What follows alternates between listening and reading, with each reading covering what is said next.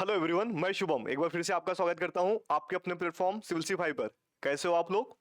I hope आप लोग बहुत अच्छे होंगे। जैसा कि आप लोग का 3 महीने के आसपास में अभी एसएससी का एग्जाम होने वाला है और साथ में यूपीएसआई का भी एग्जाम 3 से 4 महीने के अंतर्गत में भी संभावना है कि हो सकती है।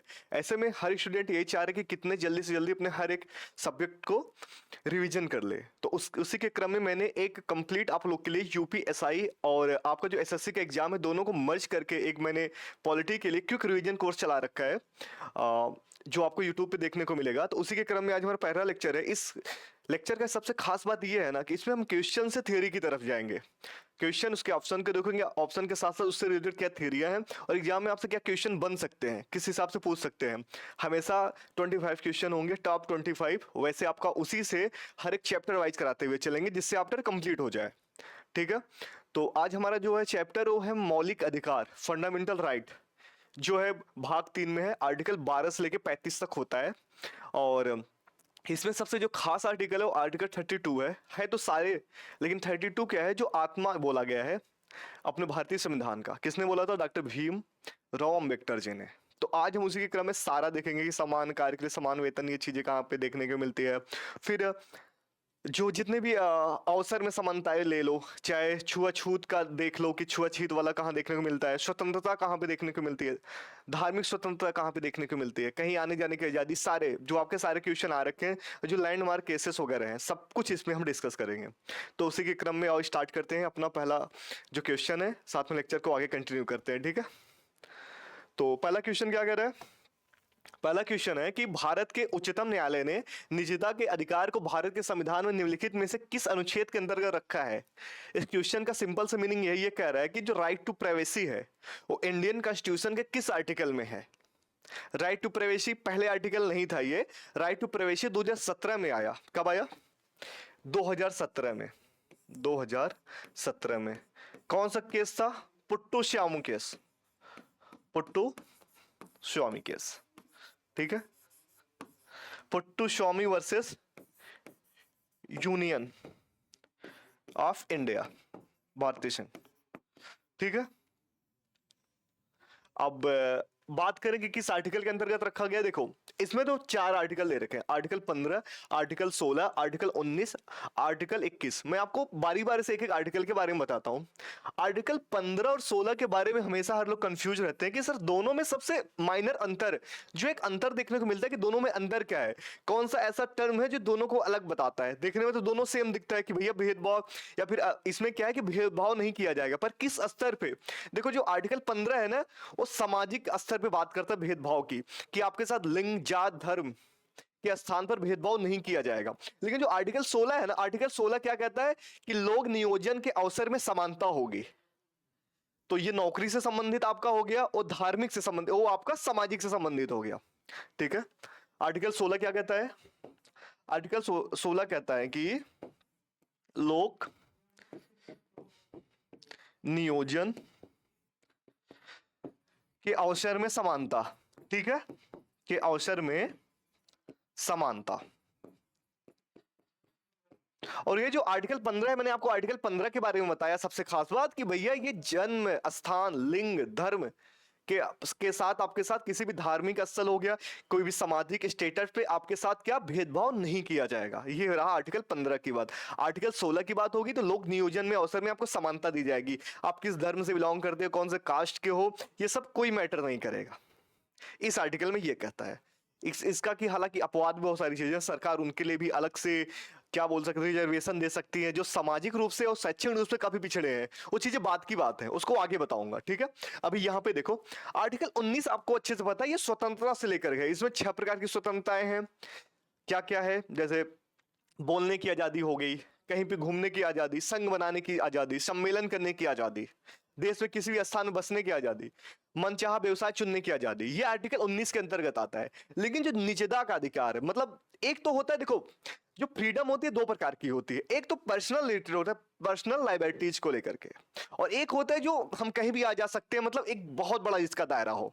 तो आप ऐसे समझो आर्टिकल 21 है वो पर्सनल से रिलेटेड है, जैसे राइट टू मैरी, मनपसंद शादी करना, या फिर राइट टू प्राइवेसी हो गया, राइट टू स्लीप हो गया, ये सारी चीजें आपके पर्सनल, ये मतलब व्यक्तिगत ये जीवन के अंतर्गत में आती है।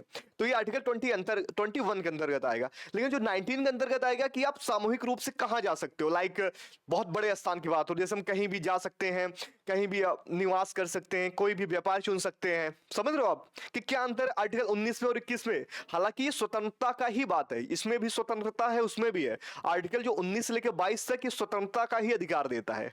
ठीक है, ये चीजें आपको समझ आई? तो इसका ऑप्शन क्या सही होगा? ऑप्शन डी इसका सही होगा। Okay, option D is correct. आगे चलूं। कब केस आया था? 2017 में, पुट्टू स्वामी केस। उसके बाद से निजता का अधिकार जोड़ा गया। ठीक है, आ जाओ आगे चलते हैं, अच्छे से देख लो। मैंने आर्टिकल 15 के बारे में आपको बता दिया, आर्टिकल 16 के बारे में बता दिया, आर्टिकल 19 के बारे में बता दिया, आर्टिकल 21 के बारे में बता दिया। अब बात करते हैं अगला क्वेश्चन की तरफ। अगला क्वेश्चन क्या कर रहा है? भारत के संविधान में शोषण के विरुद्ध अधिकार द्वारा निम्नलिखित में से कौन से परिकल्पित है? इसमें कह रहा है शोषण का जो विरुद्ध का जो अधिकार है, आर्टिकल जो 23 और 24 के अंतर्गत दिखता है, उसमें क्या क्या चीजें हैं। तो देखो, शोषण का अधिकार हमारा आर्टिकल 23 और 24 के बीच में है, इसमें कोई डाउट नहीं है। इसके अंतर्गत क्या क्या आता है? देखो, इसके अंतर्गत पहला ऑप्शन मानव देह का व्यापार और बदुआ मजदूरी जो है, ये आर्टिकल 23 एंड 24 के अंतर्गत आता है। तो हमारा ये पहला ऑप्शन सही हो गया। ठीक है, दूसरा क्या करे? अस्पृश्यता का उन्मूलन, बात या छुआछूत की हो रही है। देखो, छुआछूत का जो आर्टिकल है ना, ये शोषण के विरुद्ध के अधिकार में नहीं आता, ये आपका आता है समता के अधिकार में, जो आर्टिकल 14 से लेके 18 के बीच में आता है। तो मतलब ये आर्टिकल 17 है। ठीक है, ये आर्टिकल आपका 17 है, समता के अधिकार के बीच में।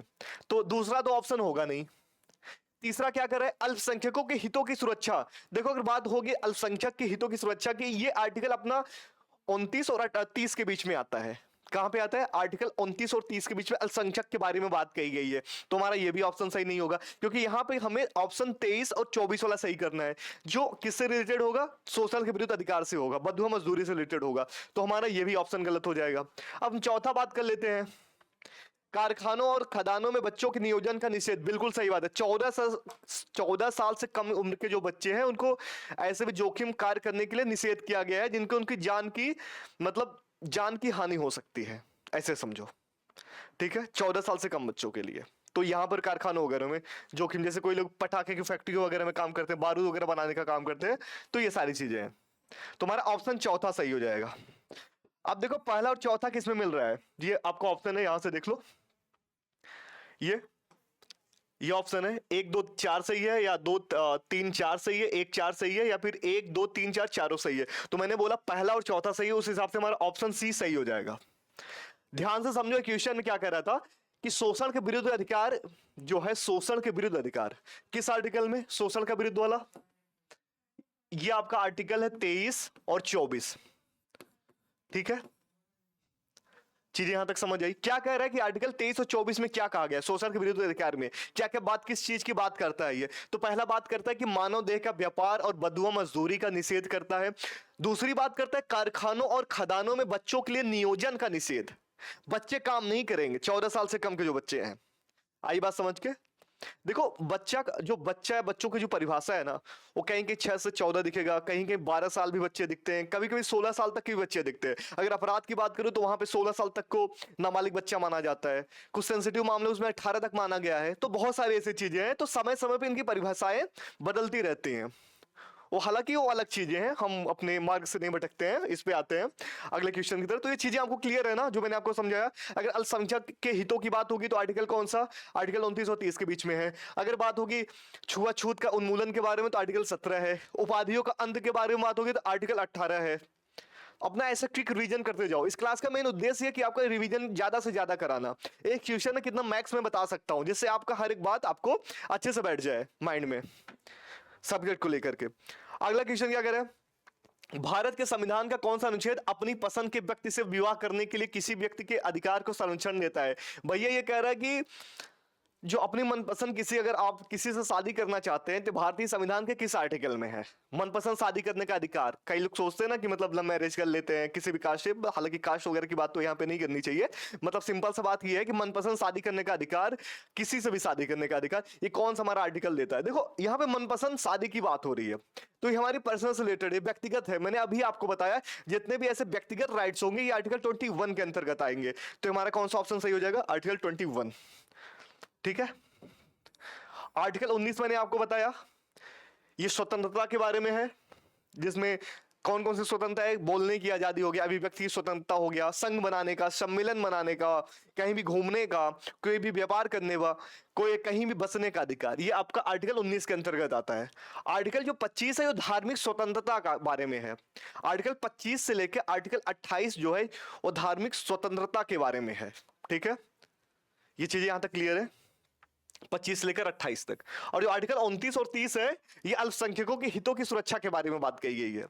ध्यान से समझो मैंने क्या बोला, कि आर्टिकल जो 25 लेकर 28 तक ये धार्मिक स्वतंत्रता के बारे में है, आर्टिकल जो 29 और 30 है ये अल्पसंख्यकों की हितों की सुरक्षा के बारे में है। यहां तक चीजें क्लियर है अच्छे से जो मैंने आपको समझाया? ठीक है, आर्टिकल 19 भी बता दिया, लेकिन यहाँ पे मनपसंद शादी की बात हो रही है तो हमारा जो है आर्टिकल 21 होगा। आर्टिकल 21 ये सही हो जाएगा। ठीक है, अब अगले क्वेश्चन की तरफ चलते हैं। अगला क्वेश्चन कह रहा है कि भारत में समाचार पत्रों का जो स्वतंत्रता किस अनुच्छेद के विशेष रूप से उपबंधित है? मतलब जो प्रेस की जो आजादी है, फ्रीडम ऑफ प्रेस, प्रेस कौन सी, जो मीडिया वगैरह आते हैं, ये कौन से आर्टिकल में है? देखो पहले तो एक चीज समझो, बोलने की आजादी, बोलने की आजादी किस में है? आर्टिकल 19 के 1 में। लेकिन प्रेस के लिए एक स्पेशल एक बनाया गया है, 19 का 1 का ए जो प्रावधान किया गया है। बात आई आपको समझ में? और ये उसके अंदर लिखा गया है, कोई अलग से स्पेशल पावर नहीं दी गई है कि इससे मैक्स भी हो सकता है। उसके अंतर्गत ये कहा है कि भैया इसकी आजादी, आर्टिकल जो 1 का ए है, ए में ही इसकी कुछ लिमिट भी बताई गई है, इसके दायरे भी बताए गए हैं और क्या क्या बातें कर सकता है ये।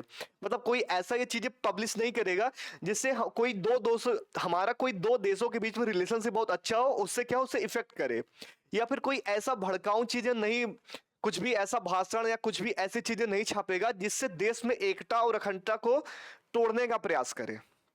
ये सारी चीजें आपको निषेध है। तो लेकिन किस आर्टिकल की बात हो रही है यहाँ पे प्रेस की फ्रीडम की? तो आप आर्टिकल 19 का 1 का ए बताओगे।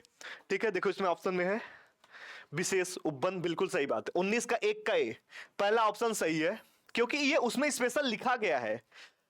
इसमें यह है कि उससे अधिक कुछ नहीं है, जो है बस उतना ही है, उससे अधिक नहीं है, इसलिए ऑप्शन बी इसका गलत हो जाएगा, क्योंकि ऑप्शन बी में दिया है in the broader freedom. Broader freedom नहीं है, बात ध्यान रखना, ब्रॉडर फ्रीडम का मतलब होता है कि कुछ भी छाप सकते हैं, मनमानी कुछ भी कर सकते हैं, ऐसा कुछ भी नहीं है। यहाँ पे रोक भी लगाया गया है कि आप देश की बुराई कर रहे हो, एकता खंडा को तोड़ रहे हो, किसी को हानि ऐसी बातें लिख रहे हो जिससे उसका डिफेम हो रहा है, ऐसी बातें आप नहीं करोगे। जो तथ्य प्रमाणिक हो वही बातें आप करोगे। मीडिया की आजादी का मतलब ये है। तो आपका ये बी वाला ऑप्शन भी गलत हो जाएगा। और जो ऑप्शन अगर मैं सी की बात करूं, आर्टिकल 361 का क्या क्या कहता है? 361 का क्या का मतलब आप ये समझो, यहाँ पे जो 361 का क्या ये है, राष्ट्रपति और राज्यपाल अपने समय कार्यकाल के दौरान ऑफिस के द्वारा या कोई भी ऐसा कार्य कर, उनके दौरान जो भी कोई कार्य करते अपने कृत्यों के लिए, उनके ऊपर कोई भी मुकदमा नहीं चलाया जा सकता। ये बात समझ आई मैंने क्या बोला? कि उनके ऊपर, उनके कार्यकाल के दौरान जो राष्ट्रपति है, राज्यपाल है, उनके ऊपर मुकदमा नहीं चलाया जा सकता। ठीक है, ये चीजें क्लियर है। यहाँ तक फौजदारी नहीं, यहाँ दीवानी चलाया जा सकता, पर्सनल है, कोई तलाक है, शादीशुदा, ये सब मामला है, ये सब चीजें अलग चीज है, ये चलाया जा। आई बात यहां तक समझ में? तो आई थिंक आपको ये क्वेश्चन भी यहां से क्लियर हो गया होगा कि प्रेस की जो फ्रीडम की बात होती है अभी भी, ये किस आर्टिकल के अंतर्गत आता है? आर्टिकल 19 के 1 का ए। यहाँ जो क्लियर है खूब अच्छे से देख लो, मैं साइड हो जाता हूँ। देखो बात हो रही है यहाँ पे पांचवें क्वेश्चन की। पांचवा अपना का जो पांचवा क्वेश्चन है, पांचवें क्वेश्चन में कह रहा है निम्नलिखित में से कौन सा कारक किसी उदार लोकतंत्र में स्वतंत्रता की सर्वोत्तम सुरक्षा को नियत करता है? देखो यहाँ पे क्या बात हो रही, लोकतंत्र में स्वतंत्रता की सर्वोत्तम सुरक्षा को नियत करता है। देखो मैक्स जो सिक्योरिटी की बात हो, मतलब आपके जो लोकतंत्र जिसे डिनोट हो कि हाँ भैया यहाँ लोकतंत्र है, तो क्या है? एक श्रेष्ठ न्यायपालिका, आते हैं ऑप्शन से करते हैं। एक श्रेष्ठ न्यायपालिका, वो तो यार कहीं भी हो सकती है। शक्तियों का केंद्रीकरण। शक्तियों का केंद्रीकरण का क्या मतलब होता है, ध्यान से समझो। मतलब जितनी भी पावर है किसी एक व्यक्ति के पास निहित कर दिया जाए। क्या ये आपके लोकतंत्र की बात होगी? बिल्कुल नहीं। लोकतंत्र का मतलब होता है कि पावर ऑफ सेपरेशन हो, मतलब सबको अलग अलग डिस्ट्रीब्यूट किया गया हो, जिसमें अच्छे से कोई भी जिससे क्या हो सके, मनमानी तरीके से अपना काम ना कर सके। हर किसी के ऊपर एक लगाम हो। पावर ऑफ सेपरेशन का मतलब हो कि भैया हर किसी का एक दायरा है, वो अपने दायरे के अंदर रह के अपना काम करे, कोई किसी को हस्तक्षेप नहीं करेगा। ठीक है। और अगर केंद्रीकरण की बात होगी, जैसे आपने 1773 में देखा था, वारेन हेस्टिंग, आपको याद होगा, रेगुलेटिंग एक्ट में आया था, वहां पे केंद्रीकरण की पहली शुरुआत थी। वहां पे बंगाल का, मद्रास का, ये सब का जो पावर था किसी एक गवर्नर के हाथ में दे दिया गया था, गवर्नर जनरल के। इसके बाद पूरे भारत के लिए एक गवर्नर जनरल बनाया जाता है, जिसमें सारी शक्तियां उसके अंदर निहित कर दी गई थी। पूरे भारत के गवर्नर जनरल का मतलब ये था कि वो देश के लिए कोई भी कानून बना सकता था। तो वहां पे क्या हुआ, अत्याचारी देखने को मिला, मनमानी तरीके से काम करने लगा। तो उसके बाद पावर ऑफ सेपरेशन का वहां पे सिद्धांत आता है कि नहीं भैया, अब छोटे छोटे तरीकों से हम सबको पावर देंगे। इससे क्या होगा, जिससे प्रशासन बेहतर तरीके से चल सके और लोकतंत्र एक अच्छे तरीके से मेंटेन रहे, कोई भी तानाशाही का विरोध ना कर पाए, तानाशाह ना बन पाए। समझ रहे हो बातें? तो उसके लिए क्या चाहिए हमें? हमें चाहिए उसके लिए power of separation. Power of separation एक ऐसी चीज है जहां पर क्या हो सकता है कि उदार लोकतंत्र में स्वतंत्रता की सर्वोत्तम सुरक्षा देता है ये। तो हमारा ऑप्शन डी यहां पे सही हो जाएगा। अब आपसे ये कहा जाए कि पावर ऑफ सेपरेशन भारतीय संविधान के किस आर्टिकल में देखने को मिलता है, बताओ। कमेंट में जरूर बताना, मैं यहां पे बता देता हूं। आर्टिकल 50, आर्टिकल 50 में कहा गया पावर ऑफ सेपरेशन की बात कही गई है। ठीक है, यहां तक चीजें खूब अच्छे से। आगे चलूं क्वेश्चन नंबर 6 पे आ जाओ। अगला क्वेश्चन कह रहा है कि कानून को लागू करने के मामले में कोई विधान जो किसी कार्यपालक अथवा प्रशासनिक अधिकारी को अनिर्देशित एवं अनियंत्रित विवेकाधिकार देता है, वो भारत के संविधान में किस अनुच्छेद में किसका उल्लंघन करता है। मतलब ये कह रहा है कि कोई एक अधिकारी है, इस क्वेश्चन का मतलब समझो, किसी एक अधिकारी को मैक्स पावर दे दिया जाए कि भैया कोई भी काम कर सकता है, कोई भी लॉ बना सकता है अपने हिसाब से। मान लो एक गरीब है, कोई अमीर है, अमीर के लिए खून माफ कर दिया, गरीब के लिए किसी को अगर चोट भी पहुंचा दी उसके लिए फांसी दे का प्रावधान उसने कर दिया। तो ये सब रोकने का जो अधिकार है, ये भारतीय संविधान के कहां पे देखने को मिलता है? आप समझ रहे हो कि असमानता, कानून में असमानता की बात हो रही है यहां पे। कानून में असमानता मतलब एक ही अपराध के लिए दो अलग अलग व्यक्तियों को अलग अलग दंड देना, ये कानून में असमानता है। लेकिन हमारा भारतीय संविधान में जो मूल अधिकार है, मूल अधिकार के अंतर्गत बात करूं, जो 12 से 35 आते हैं, 35 के अंतर्गत बात करूं, आर्टिकल 14 विधि के समक्ष समता और विधि के समान संरक्षण की बात करता है। तो ये आर्टिकल 14 के अंतर्गत आएगा कि भैया ये आर्टिकल 14 का उल्लंघन होगा। आर्टिकल 14 कहता है कि कानून की नजर में हर कोई बराबर है, पर यहां पे तो स्पेशल पावर की बात कर रहा है, तो कहां पे आएगा? आर्टिकल 14 के अंतर्गत। ये हमारा ऑप्शन सही हो जाएगा। मैंने आर्टिकल 28 आपको अभी बताया कुछ देर पहले, अल्प क्या बताया, धार्मिक स्वतंत्रता को लेकर के।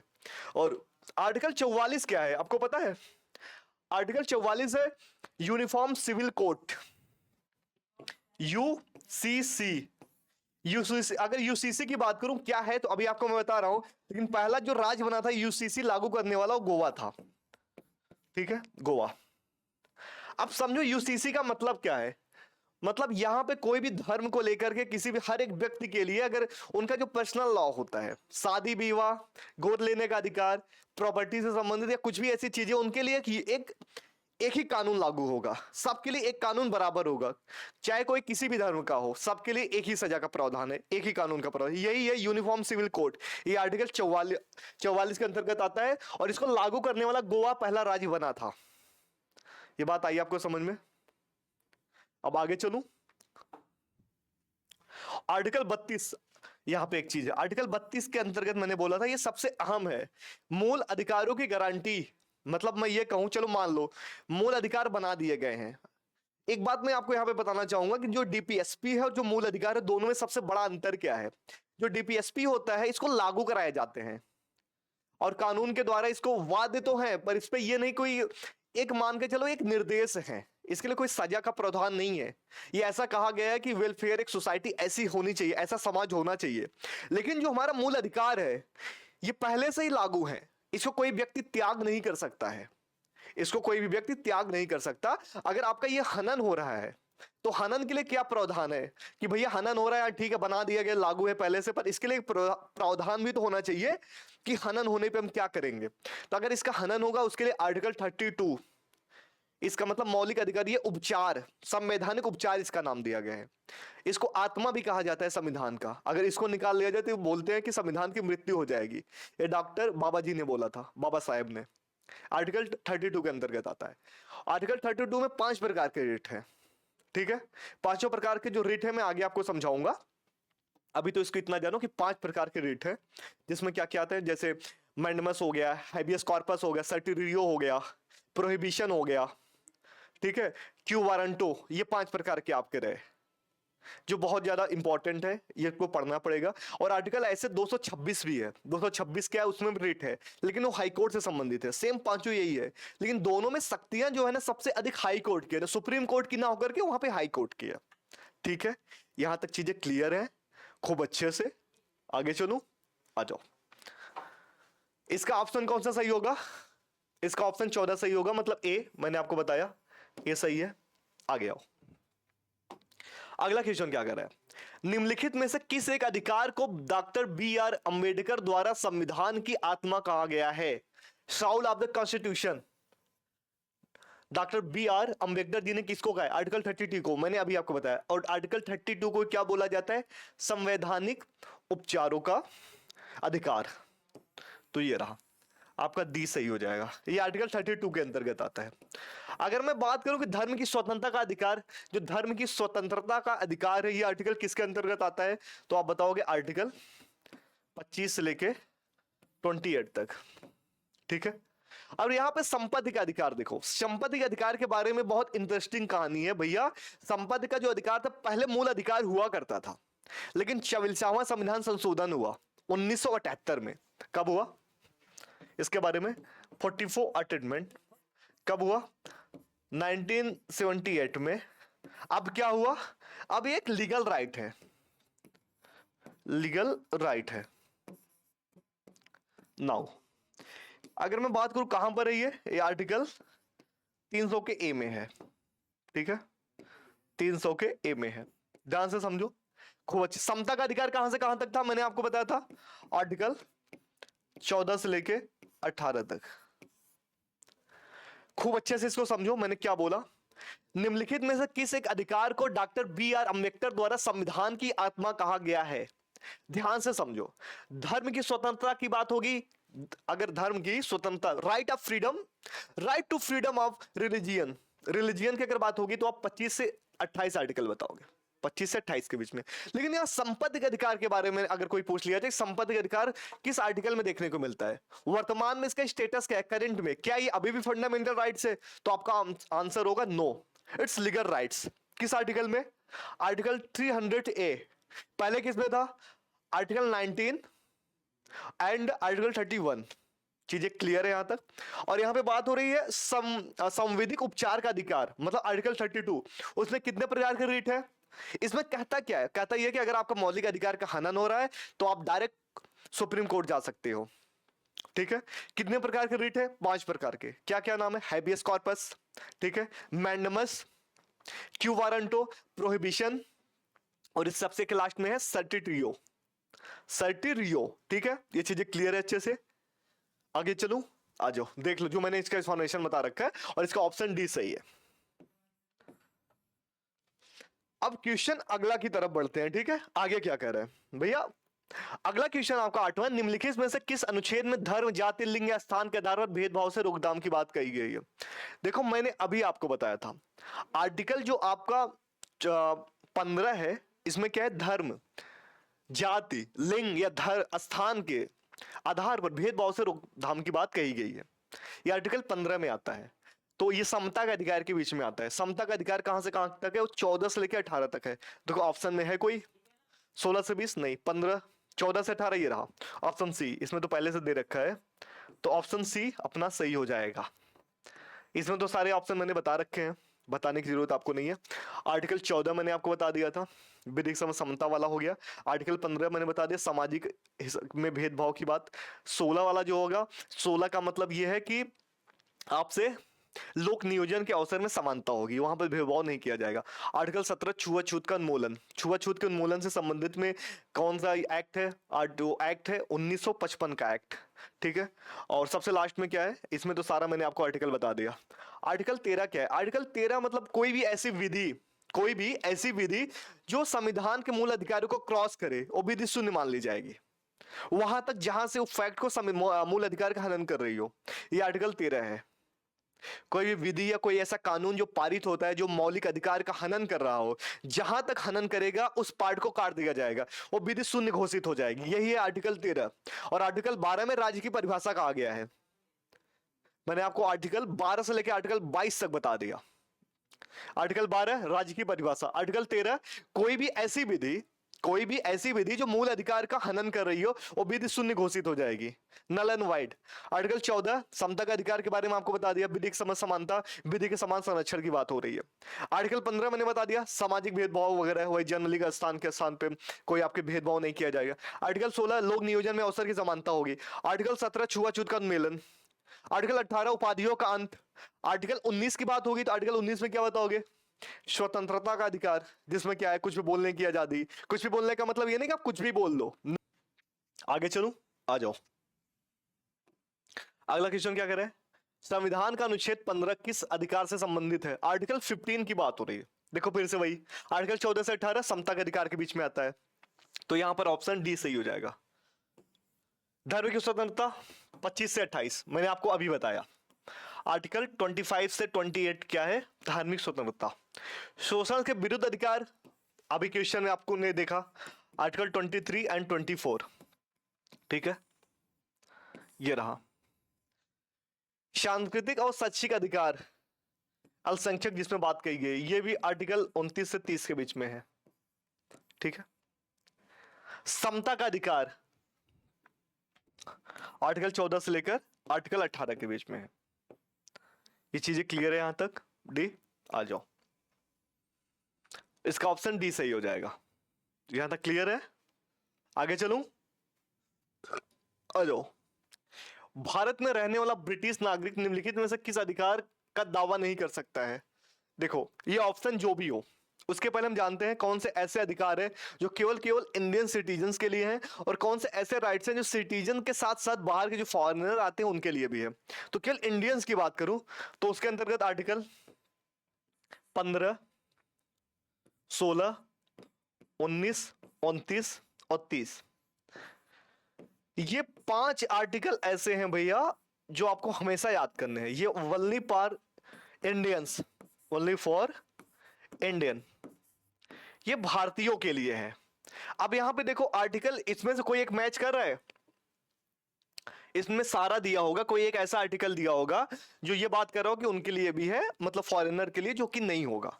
अब देखो, व्यापार और व्यवसाय की स्वतंत्रता का अधिकार, व्यापार और व्यवसाय की अगर स्वतंत्रता की बात करेंगे तो किसके अंतर्गत आता है? ये आर्टिकल 19 के अंतर्गत आता है। और आर्टिकल 19 आपको पता है कि भैया अपने सिटीजन के लिए, इंडियन के सिटीजन के लिए, तो ऑप्शन ए हमारा सही हो जाएगा। बाकी जितना है ये दोनों के लिए है, इंडियंस के लिए भी है, फॉरेनर के भी है। लेकिन आर्टिकल जो मैंने ये 19 जो मिला, तो आपका ऑप्शन ए सही हो जाएगा। आगे चलूं, यहां तक चीजें क्लियर है अच्छे से? आ जाओ। बाकी तो मैंने आपको सारा आर्टिकल बता रखा है। ये आर्टिकल 14 है, ये आर्टिकल 19 है, ये आर्टिकल 25 है, ठीक है। चीजें क्लियर है यहां तक? खूब अच्छे से क्लियर है, भूलोगे तो नहीं ना? आर्टिकल तो आपको ऐसे मुझवाने से रटे होने चाहिए। आर्टिकल 1 से लेकर 50 तक आते ही आते हैं, हर बार आते हैं, ठीक है। जैसे मैं आपको समझाता जा रहा हूं, साथ में बोलते भी जाना। अगर मैं कहूं आर्टिकल 15 तो आपको उसके बारे में पता होना चाहिए, या मैं कोई बात बोल रहा हूं तो उसका आपको रिलेटेड आर्टिकल पता होना चाहिए। उससे क्या होगा? आपका इंप्रूवमेंट होगा, आपका क्विक रीजन। क्विक रीजन का मतलब यही है कि मैं बोलूं उसके पहले आपके मन में आंसर होना चाहिए क्वेश्चन का। अगर मैं क्वेश्चन लिख रहा हूं तो आप पहले से आंसर लिख के बैठे रहो कि इसका आंसर ये होगा, ठीक है। आ जाओ, अगला क्वेश्चन क्या करे? भारत में संपत्ति के अधिकार की क्या स्थिति है? देखो मैंने अभी आपको बताया था, राइट टू प्रॉपर्टी, ये एक लीगल है। पहले लीगल आपका एक लीगल राइट्स है, पहले ये लीगल राइट्स नहीं था, पहले एक फंडामेंटल राइट्स था। तो आप ऑप्शन से करते हैं। It's a legal rights that is available only to citizen. यह विधिक अधिकार है जो केवल नागरिकों को प्राप्त है। यह विधिक अधिकार है जो किसी भी व्यक्ति को प्राप्त है। यह मूल अधिकार है जो केवल नागरिक को प्राप्त है। यह विधिक अधिकार है जो किसी भी व्यक्ति को प्राप्त है, परंतु अभी मौलिक अधिकार, यह मूल अधिकार नहीं है। बिल्कुल सही बात है। समझ रहे हो? ये ऑप्शन डी क्यों सही है? ऑप्शन डी सीधे सीधे कह रहे हैं भैया ये विधिक अधिकार है और वर्तमान में फंडामेंटल राइट्स नहीं है और ये हर किसी को प्राप्त है। ठीक है, चाहे इंडियन हो चाहे फॉरेनर हो। बाकी सब में क्या है अलग अलग की भैया, यहाँ पे केवल फॉरेनर की, यहाँ पे सिटीजन की बात कर रहा था, किसी भी व्यक्ति की बात तो कर रहा था, पर यहाँ पे ज्यादा सटीक आंसर इसलिए नहीं था क्योंकि यहाँ पे फंडामेंटल राइट की बात नहीं किया और यहाँ पे केवल केवल सिटीजन्स की बात कर रहा था कि भैया यहाँ पे अगर कोई विदेशी नागरिक आके जमीन ले लिया तो उसका जमीन छीन लिया जाएगा, ऐसा कुछ भी नहीं है। तुम्हारा जो ऑप्शन डी है वो सबसे सटीक आंसर है इसका। लीगल राइट से, अगर लीगल राइट्स की बात करो किस आर्टिकल के अंतर्गत आता है, अभी अभी आर्टिकल 300 के क्या में है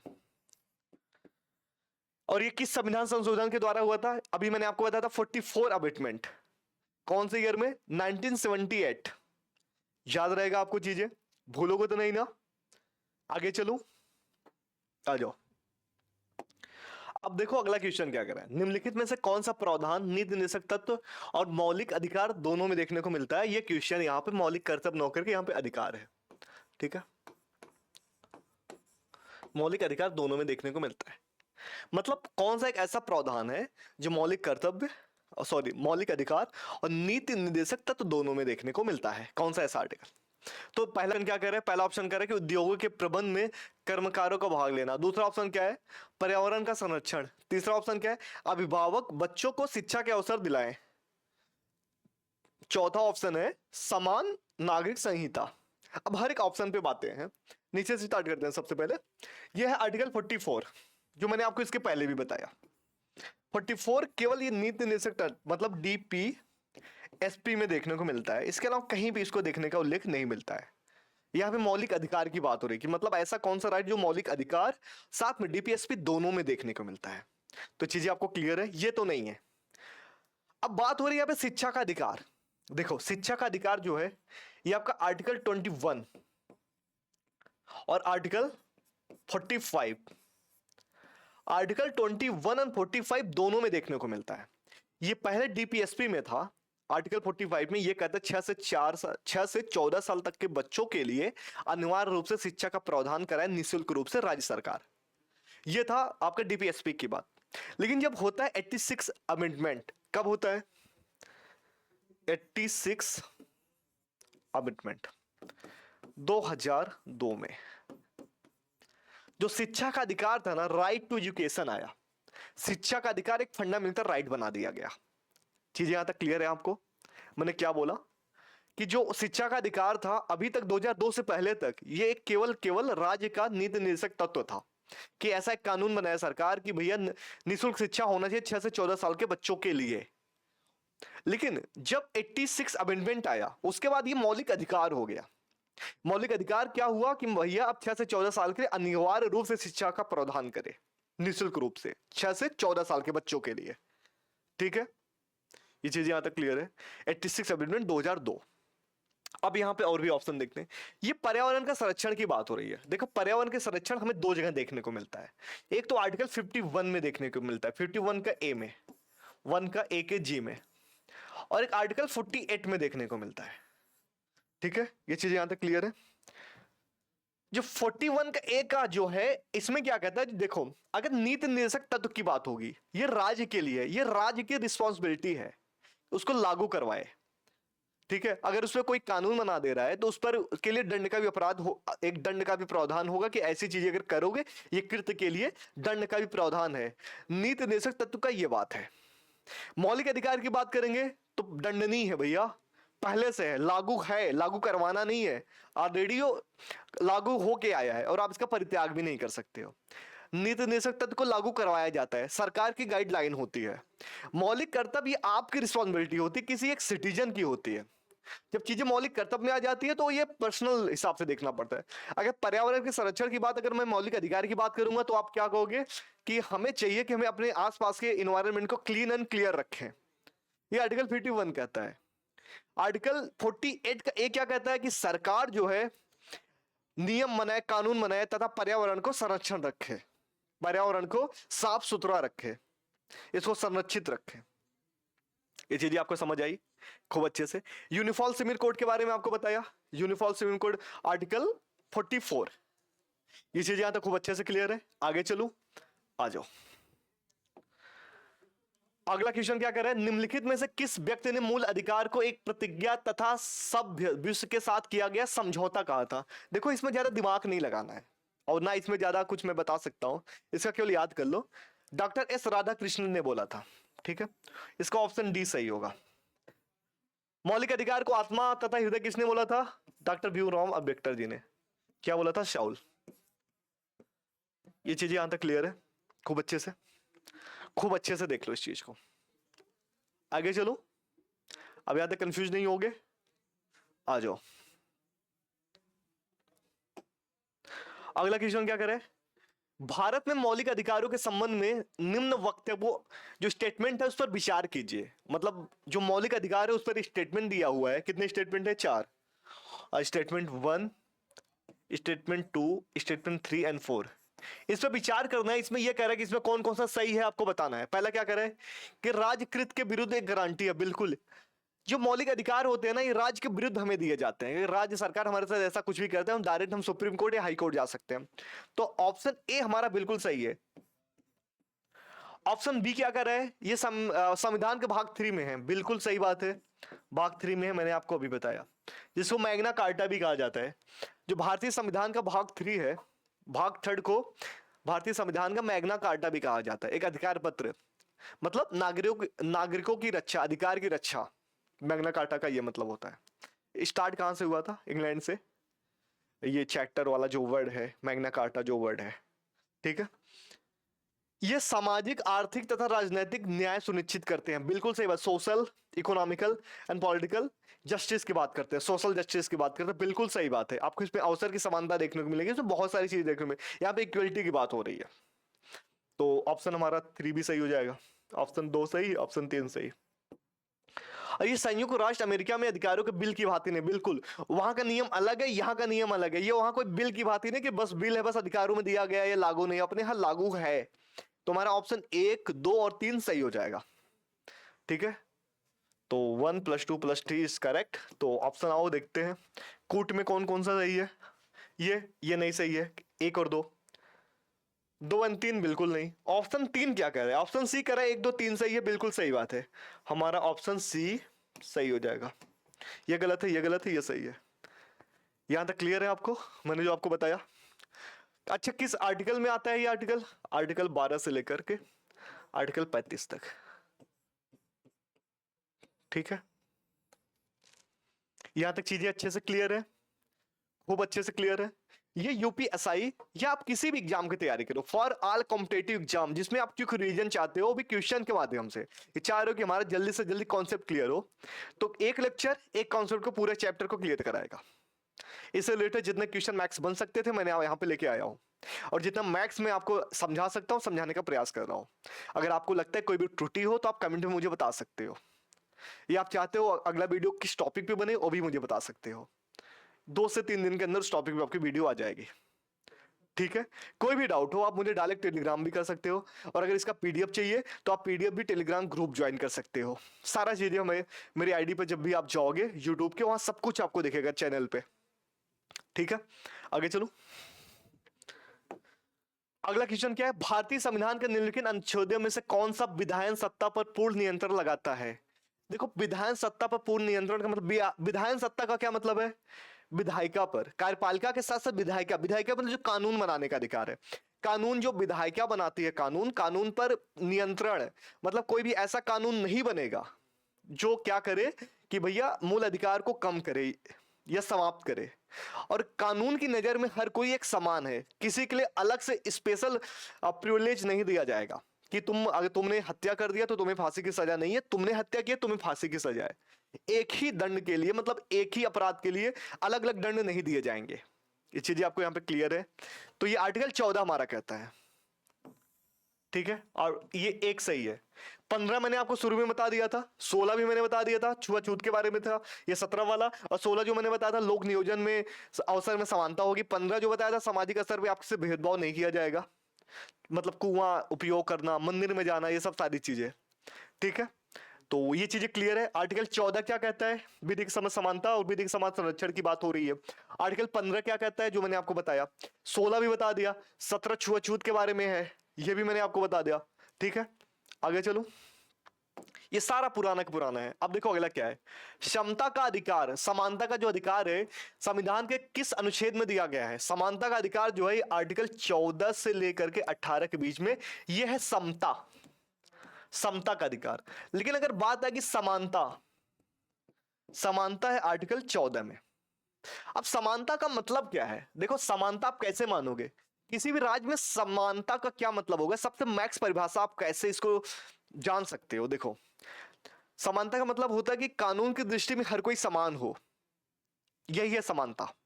ठीक है, तो हमारा ऑप्शन जो बी है वो सही है, ऑप्शन बी। आगे चलो, आर्टिकल 14,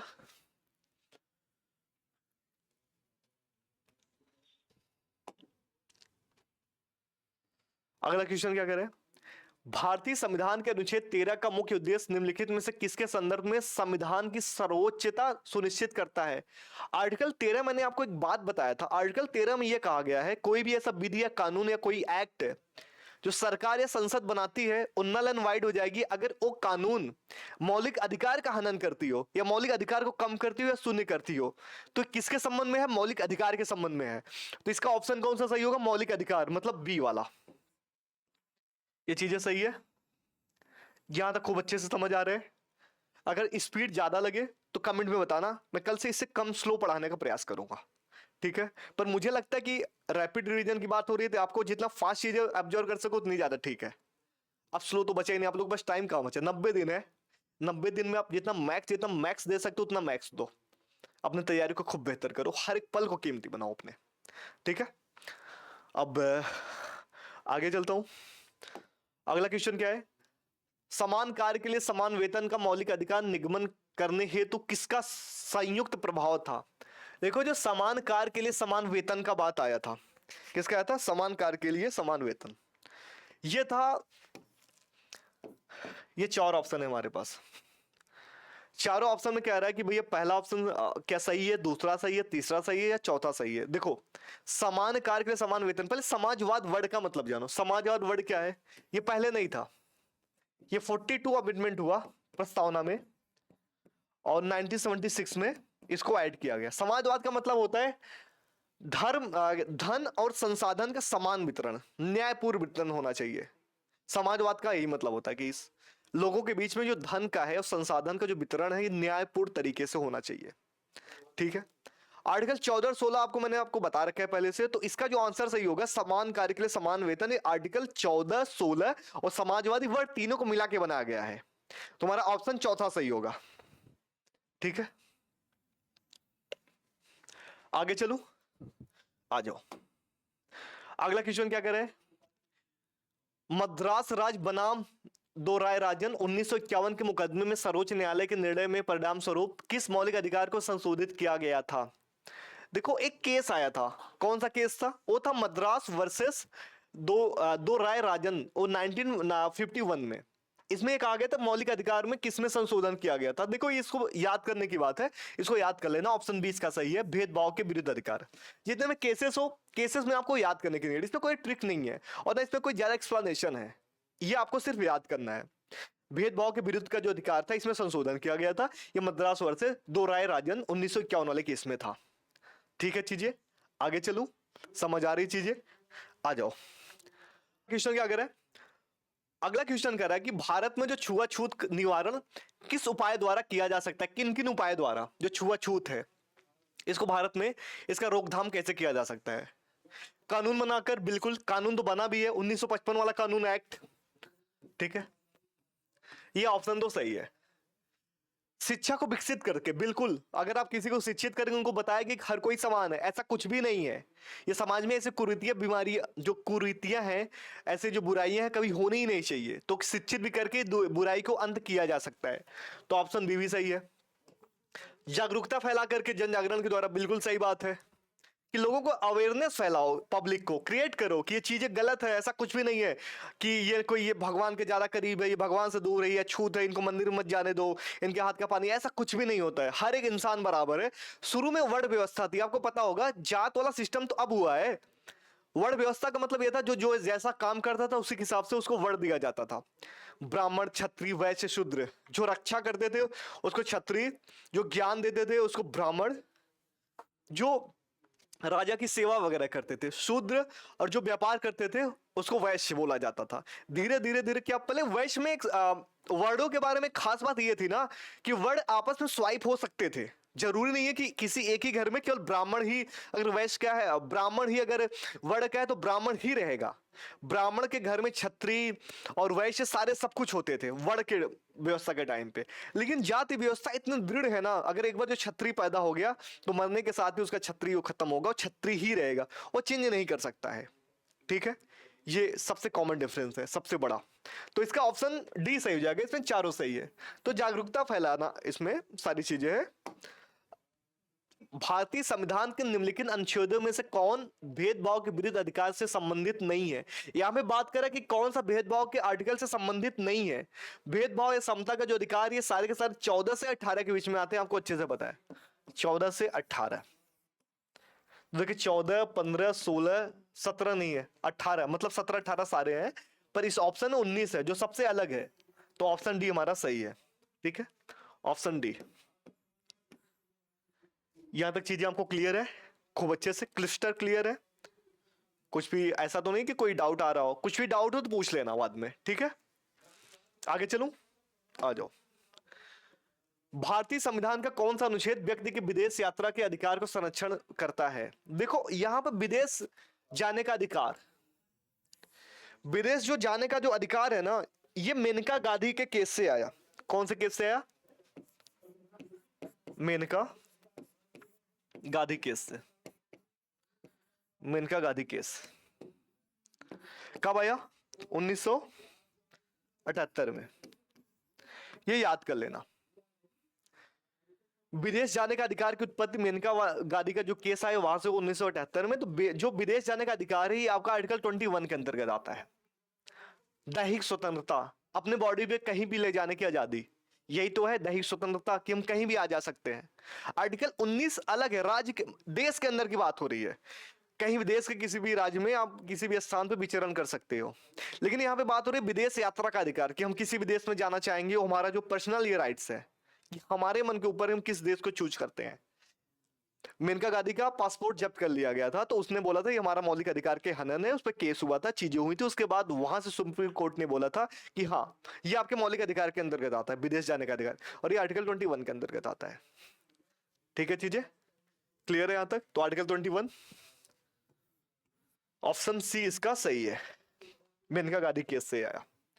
और अगर मैं बात करूं आर्टिकल 14, आपको मैंने बता दिया, 19 भी आपको बता दिया। अब आगे चलते हैं। अगला क्वेश्चन कह रहा है निम्नलिखित में से किन्हें सर्वोच्च न्यायालय ने मौलिक अधिकार के रूप में मान्यता दी है? मौलिक अधिकार के रूप में मान्यता कौन कौन से इसमें से जो राइट्स है उसको दिया हुआ है? ऑप्शन 1 है, ऑप्शन 2 है, ऑप्शन 3 है। देखो आवास का अधिकार बिल्कुल आर्टिकल 21 के अंतर्गत आता है। विदेश जाने का अधिकार ये भी आर्टिकल 21 के अंतर्गत, और समान कार्य के लिए समान वेतन का भी अधिकार। ये तीनों के तीनों ही मौलिक अधिकार है वर्तमान में। तो भैया इसका ऑप्शन डी सही हो जाएगा। ठीक है, खूब अच्छे से यहां तक क्लियर है? कोई डाउट तो नहीं है? मैंने क्या बोला देखो, ऑप्शन में आवास का अधिकार हो, विदेश जाने का अधिकार हो, और समान कार्य के लिए समान वेतन, जो भी मैंने आपको बताया कुछ देर पहले, सारा का सारा ये चीजें हैं मौलिक अधिकार में आपका। ठीक है, आगे चलो, आ जाओ। निम्नलिखित में से कौन सा मूल अधिकार विदेशी नागरिकों को प्राप्त नहीं है? सेम वही बात मैंने बताया था, विदेशियों कौन कौन से, सिर्फ इंडियंस को प्राप्त है, इंडियन सिटीजन को, इंडियन सिटीजन को। तो मैंने आपको अभी बताया था आर्टिकल 15, आर्टिकल 16, आर्टिकल 19, आर्टिकल 29 और आर्टिकल 30। अब इसी ऑप्शन से देख लो भैया कौन से विदेशी को नहीं प्राप्त है। देख लो क्या आ रहा है इसमें। आर्टिकल 19 अभिव्यक्ति की स्वतंत्रता, आर्टिकल 19 के अंतर्गत ये तो आता है। तो भैया ऑप्शन हमारा बी सही है, ये केवल इंडियंस को प्राप्त है, फॉरेनर को नहीं प्राप्त है। ये आर्टिकल किस में आ जाएगा? ये आर्टिकल 14 में आ जाएगा, ये आर्टिकल 21 में आ जाएगा, ये आर्टिकल 23 में आ जाएगा। बचा कितना? आर्टिकल 19 वाला। और आपको पता है आर्टिकल 15 हो, 16 हो, 19 हो, 29 हो या 30 हो, ये सारे के सारे केवल इंडियन को प्राप्त है, इंडियन सिटीजन को। तो हमारा ऑप्शन बी सही हो जाएगा, ये वाला सही है। अब अगला क्वेश्चन क्या करे, निम्नलिखित में से कौन सा मौलिक अधिकार नहीं है? मौलिक अधिकार कौन सा नहीं? समता का अधिकार बिल्कुल है, शोषण के विरुद्ध अधिकार ये भी है, संपत्ति का अधिकार नहीं है, ये अभी लीगल राइट्स है। और ये कहां पे है? 300 के ए में है। पहले कहां पे था? ये पहले आर्टिकल 19 प्लस आर्टिकल 31 में था, ओल्ड में। अभी न्यू किस में है? अभी न्यू ये है, ये आर्टिकल 25 से 28। ठीक है, यहां तक चीजें आपको खूब अच्छे से क्लियर है। आज हमने 25 क्वेश्चन के 4 ऑप्शन से हमने टोटल 100 क्वेश्चन किए हैं। आपको इसमें बहुत सारी चीजें पता चली होंगी, बहुत सारे आर्टिकल आपको याद हो गए होंगे, मौलिक अधिकार से संबंधित या मौलिक कर्तव्य से संबंधित, या मैंने आपको इसमें बहुत सारी चीजें बताई। यूसीसी क्या है, असमान कार्य के लिए समान वेतन कैसे चीज देखने को मिलती है, समाजवादी वर्ड कहां से आया, बहुत सारी चीज मैंने आज को बताया। ऐसे ही आपके क्योंकि रिवीजन वाली ऐसी चीजें चलती रहेंगी। साथ में यूपीएसआई का मैं पीवाईक्यू करवा ही रहा हूँ, एसएससी का जो पीवाईक्यू की सीरीज है वो भी चल रही है, यूपी के जीके का स्पेशल क्लास वो भी चल रही है। और थोड़ा क्लास को और ज़्यादा आप शेयर करो जितना कर सकते हो। अगर आपको क्लास पसंद आया हो तो लाइक करो, चैनल पे नए हो तो सब्सक्राइब करो। आई होप आपको यहाँ तक क्लास पसंद आया होगा। ये मेरा चैनल का नाम जिसपे तो आप हो इसमें बताने की नीड ही नहीं, सिविलसीफाई। तो इसका मीनिंग है वी सिंप्लीफाई यू क्वालिफाई। मैं इस चैनल के माध्यम से आपके जितने क्वेश्चन आ रखे हैं, जो आ सकते हैं, उसको जितना ज़्यादा मैं डिकोड करके, मतलब सिंप्लीफाई करके आपके सामने पेश कर सकूं, वो प्रयास करता हूं, जिससे आप लोग के सिलेक्शन और आसान हो सके। ठीक है, मेहनत आपकी, कंटेंट मेरा, सिलेक्शन आपका। Thank you.